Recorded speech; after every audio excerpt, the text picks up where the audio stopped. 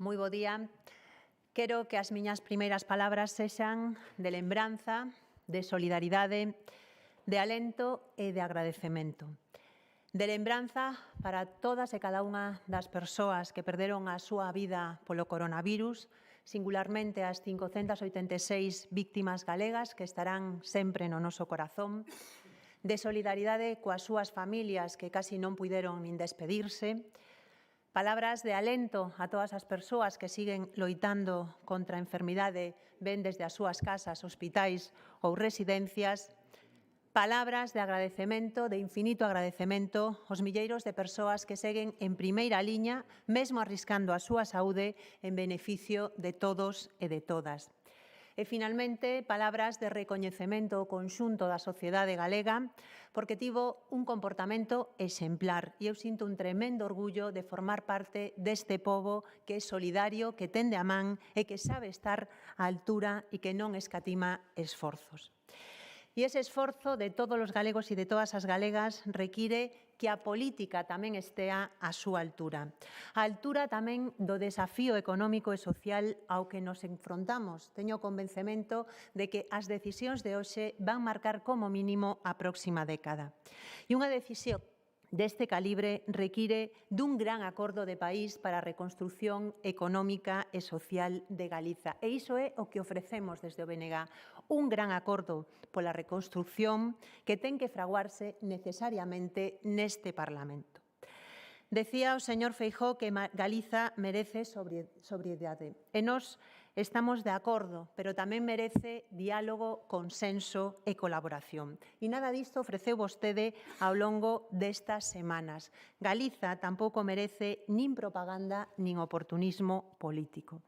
E por iso, señor Feijóo, vostede equivocouse, por exemplo, cando despreciou o Parlamento, un desprecio que até podemos cuantificar 24/2, 24 comparecencias nunha TVG que convertiu nunha especie de aló presidente e dúas comparecencias na sede onde reside a soberanía popular.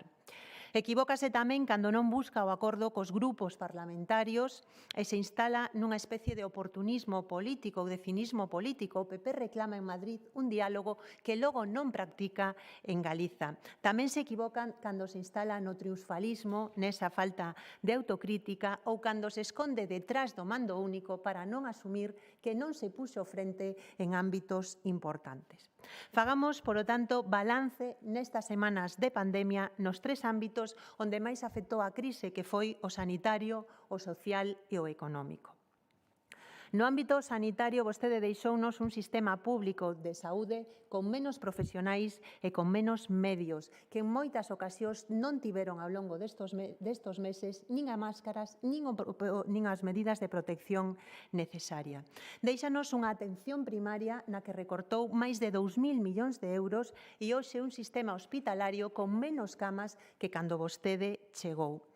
Cales son as consecuencias? Pois que temos atención primaria no chasis e agora estáselle dicindo que ten que ser a peza clave na loita contra a pandemia, ou vemos tamén como para cumplir os requisitos de desescalada hai que sumar camas de hotéis ou hospitais de campaña, é dicir, que teñen que sumar camas inexistentes que habería que montar en hospitais previstos nun recinto feiral ou nun polideportivo. Ven aquí e repítenos o mantra que mellora a atención primaria. Nos preguntámoslle como estamos propoñendo que reforce a atención primaria cun plan de 200 millóns de euros. Por respeto aos profesionais, merécese que lles ofreza feitos e non propaganda. O mínimo sería que se comprometera a manter todo o personal de reforzo que se contratou e garantir unhas condicións dignas para esos traballadores e traballadoras que deron o mellor de sí durante esta crise, a pesar da precariedade que vostedes instalaron no sistema sanitario. Pasemos agora ao ámbito dos servizos sociais. Sin dúbida, vostede hoxe pasou de puntillas sobre isto, a situación nas residencias de maiores é a cara máis dura, máis terrible e máis dramática do seu fracaso na xestión desta crise. O 45% das persoas falecidas por coronavirus eran usuarias dunha residencia, ao que temos que sumar os centos de contaxiados, tanto entre residentes como entre o persoal. En Galiza hai 20.000 persoas usuarias dunha residencia da terceira idade. Preguntámoslle, señor Feijóo, que pasou, que está pasando para que case a metade das mortes por coronavirus se concentraran neste colectivo. Para que nos fagamos unha idea da afectación do virus nas residencias, queremos poñer sobre a mesa un dato. Na franxa entre os 70 e os 85 anos hai máis de 380.000 persoas. Só 20.000 están nunha residencia e, sin embargo, concentran case a metade das mortes da pandemia. E engadamos outra cuestión que aporta moitas explicacións.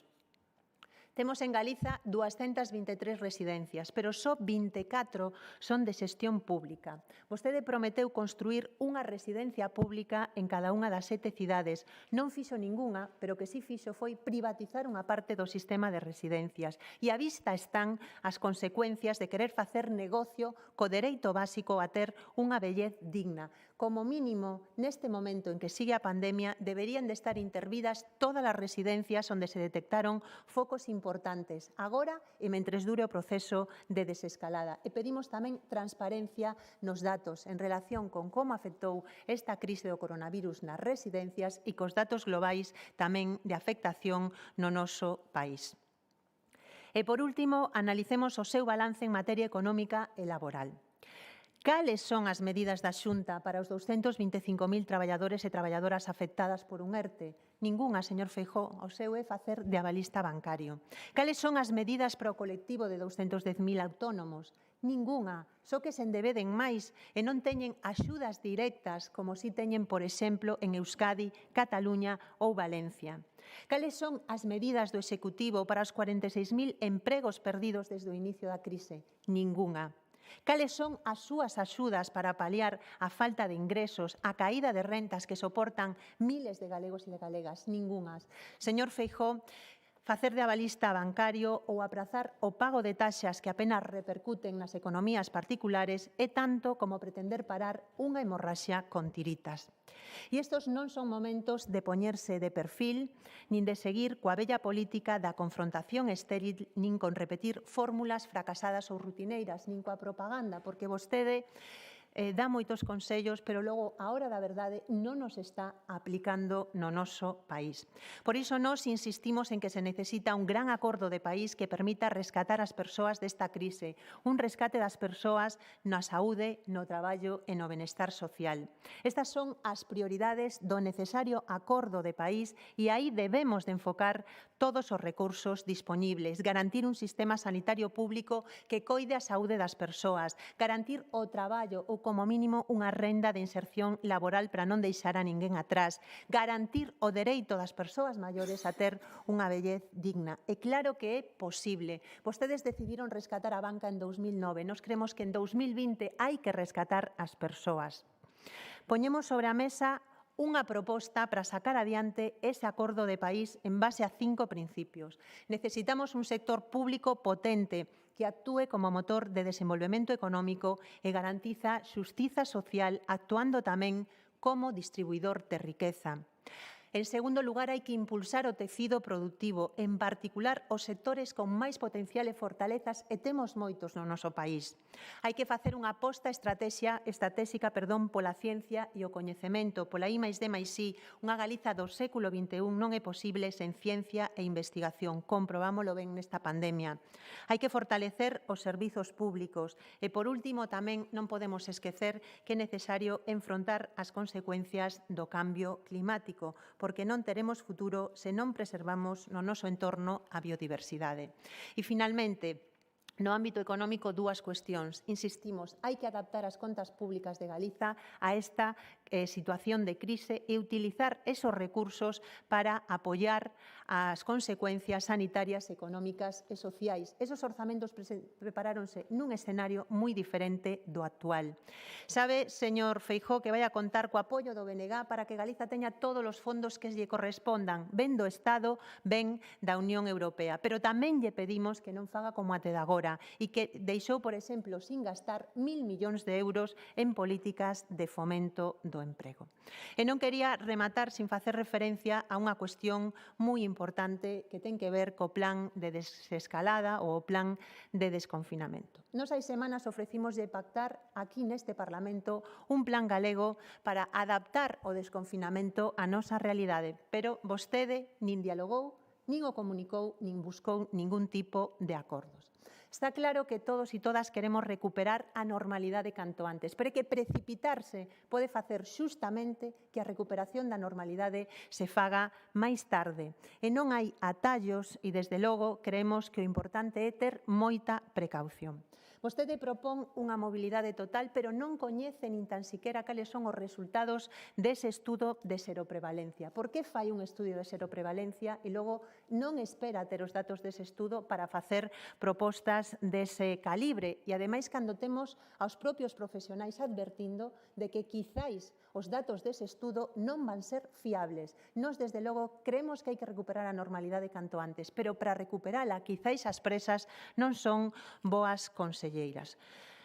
Sabemos tamén que tomar medidas axeitadas no desconfinamento é clave. E nos dixemos hai semanas que era importante que o uso de máscaras fora obrigatorio e que, ademais, se fixera un reparto gratuito en toda a poboación. Vostede critica o Estado que non o fai, pero que nada lle impide facelo en Galiza. Por que non lle garantiza a poboación galega distribución de máscaras e, desde logo, facelas obrigatorias? Estamos de acordo con que se baixe o IVE das máscaras, pero recordamoslle que foi o Partido Popular quen o subiu. E xa remato cunha cuestión.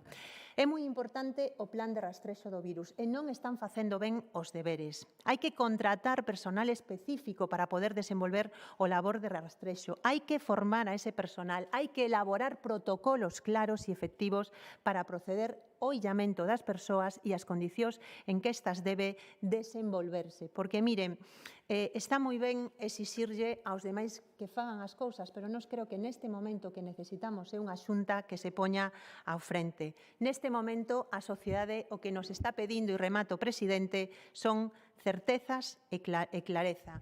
A sociedade está dándonos unha lección e creo, señor Feijóo, que ou acertamos nas políticas que se toman a día de hoxe ou pagaremos as consecuencias durante moito tempo. Nos agardamos que non siga equivocándose e que retome o diálogo, a colaboración e o acordo neste Parlamento. Moitas grazas.